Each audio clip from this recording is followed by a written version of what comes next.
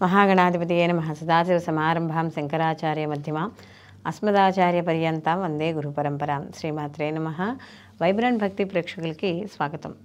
June 2024 సంవత్సరం సంబంధించి మాస ఫలితాలు తెలుసుకుందాం. ముందుగా ద్వాదశ రాశుల వారికి శుభాశుభ ఫలితాలు ఏ విధంగా ఉంటాయి అని తెలుసుకోబోయే ముందర ఈ మాసంలో అసలు గ్రహాల యొక్క సంచారం ఏ విధంగా ఉంటుంది అనేది తెలుసుకుందాం.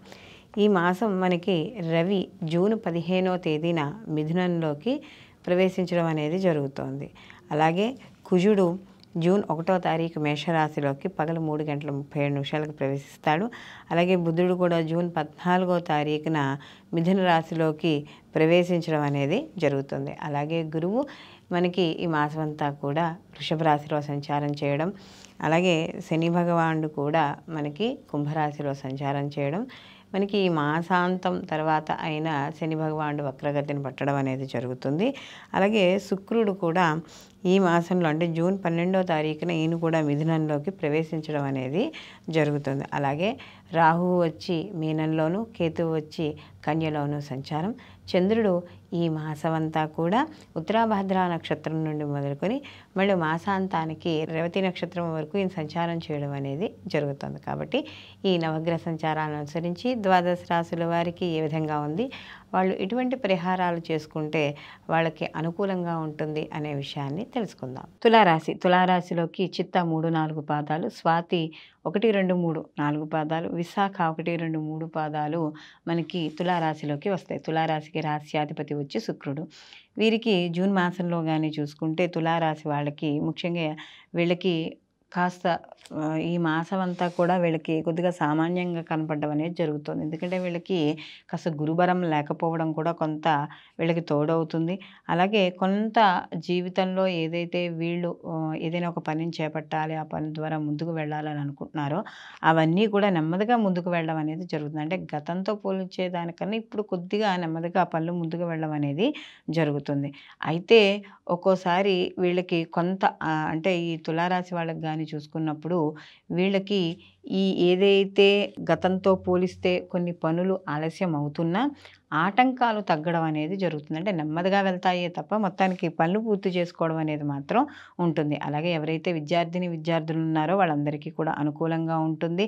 అలాగే వాళ్ళు ఏవైతే విద్యార్థులు వాళ్ళు దూర విద్య, విదేశీ విద్య ఇలాంటివి ఏవైతే కోరుకుంటున్నారో అవన్నీ కూడా వాళ్ళు సాధించే ప్రయత్నాలన్నీ కూడా సఫలీకృతం అవ్వడం అనేది జరుగుతుంది. అలాగే కొన్ని అంటే చేసే ఉద్యోగాల్లో కావచ్చు, వ్యాపారాల్లో కావచ్చు, ఎదురయ్యే వ్యక్తులు కొంత ఇరిటేషన్ కలిగించడం అనేది జరుగుతుంది. అంటే వీళ్ళ చేత పనులు ఎక్కువ చేయించుకోవడం, లేకపోతే పనులు చేయించుకుని దానికి తగ్గట్టుగా వీళ్ళకి ఇవ్వకపోవడం, అంటే వేతనాన్ని ఇవ్వలేకపోవడం, లేదా ఏదైనా ఒక పని చేసినప్పుడు పై అధికారులు మన్ననలో సరిగ్గా పొందలేకపోవడం, లేకపోతే వాళ్ళు సాటిస్ఫాక్షన్ అవ్వడం, ఏదో ఒక రకంగా కొంత పై అధికారులకు ఒత్తిడి అనేది మాత్రం వీళ్ళకి కాస్త ఉండడం అనేది ఉంటుంది. కాబట్టి అలాంటి సమయాల్లో మాత్రం కొంత మీరు సహనాన్ని వహించడం అనేది మంచిది. అలాగే ఇక్కడ ముఖ్యంగా ఏదైనా సీజనల్గా వచ్చేవైనా చిన్న చిన్న ఇబ్బందులు అంటే జలుబులు, దగ్గులు ఇలాంటివి రావడం అనేది జరుగుతుంది. కాబట్టి అలాంటి విషయాల్లో జాగ్రత్త వహించాలి. తులారాశి వాళ్ళు ప్రభుత్వ ఉద్యోగస్తులు కావచ్చు, అంటే వాళ్ళు మనకి ఈ యొక్క సెంట్రల్ గవర్నమెంట్ కావచ్చు, స్టేట్ గవర్నమెంట్ కావచ్చు, ఎవరైతే ప్రభుత్వ రంగ సంస్థల్లో పనిచేస్తున్నారో వాళ్ళందరికీ కూడా కాస్త అనుకూలంగా ఉండడం అనేది జరుగుతుంది. అయితే కొంత ప్రభుత్వ పరంగా ఏవైతే కొన్ని పెండింగ్లు ఉన్నాయో ఆ పెండింగ్లు రావడానికి కూడా కాస్త ఆలస్యం అవ్వడం అనేది జరుగుతుంది. అలాగే ఎవరైతే సమాజపరంగా ఉన్నత వ్యక్తులు ఉన్నారో వాళ్ళని కలుసుకుంటారు.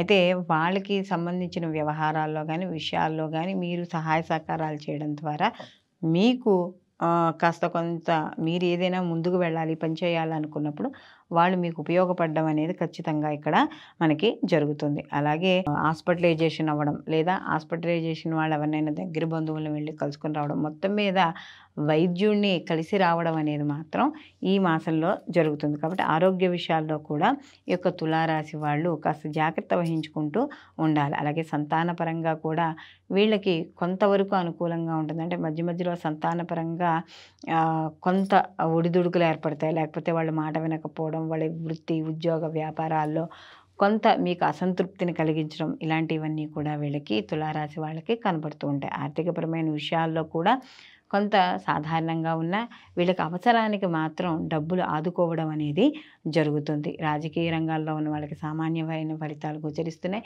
సినీ కళా రంగాల్లో ఉన్న వాళ్ళందరికీ కూడా అవకాశాలు లభిస్తాయి. కానీ ఆ అవకాశాలను సద్వినియోగం చేసుకుంటే మాత్రమే వీళ్ళకి తదుపరి భవిష్యత్తులో మంచి అవకాశాలు రావడం అనేది జరుగుతుంది. కాబట్టి మొత్తం మీద ఈ తులారాశి వాళ్ళు ఎక్కడ ఉన్నా సరే మీకు కాస్త సహనం అనేది కొద్దిగా ఇంపార్టెంట్. ఆ సహనాన్ని వహించుకుంటూ మీరు ముందుకు వెళ్ళడం ద్వారా ఈ మాసంలో మీరు అనుకున్న పనులన్నీ కూడా దిగ్విజయంగా సాధించడం అనేది ఉంటుంది. అలాగే ఉద్యోగస్తులు కానీ, వ్యాపారస్తులు కానీ ఎవరైనా సరే తమ యొక్క వృత్తులకి ఎక్కువగా ఇంపార్టెన్స్ ఇస్తూ ఉంటారు కాబట్టి ఖచ్చితంగా మంచి ఫలితాలను పొందుతారు. అయితే వీటి కోసం దైవబలం కూడా చాలా అవసరం కాబట్టి తులారాశి వాళ్ళు తప్పకుండా ప్రతిరోజు దత్తాత్రేయుల యొక్క ఆరాధన చేసుకోవడం, లేదా గురుచరిత్ర, లేదా దక్షిణామూర్తి స్తోత్రాన్ని పఠనం చేసుకోవడం ద్వారా మరిన్ని మంచి ఫలితాలు పొందడం అనేది జరుగుతుంది. సర్వేజన సుఖినో భవంతు. లోకా సంస్థ సుఖినో భవంతు.